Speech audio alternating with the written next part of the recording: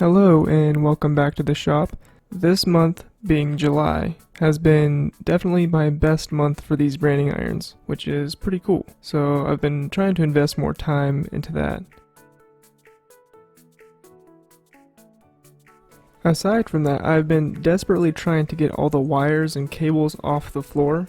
So I got this little switch from the guy I bought my lathes off of, and of course it uses RJ45 Ethernet cables, and I had to convert it to use USB, which was no problem.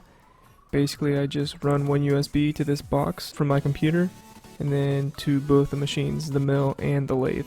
So I don't have to move my computer anymore. I don't have to take USB sticks all over the place, so that's extremely convenient for me.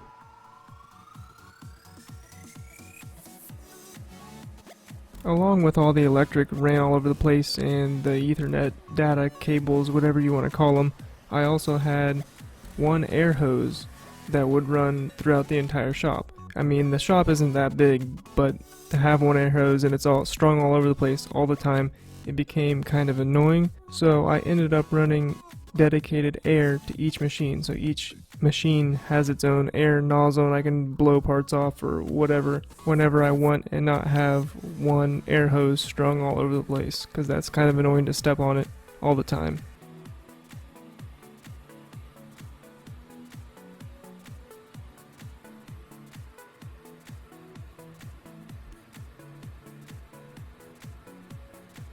And one last thing to wrap up this video, this is a branding iron holder, and I've tried to source one of these on Amazon or Alibaba and they just seem kind of crappy, so I wanted to make my own.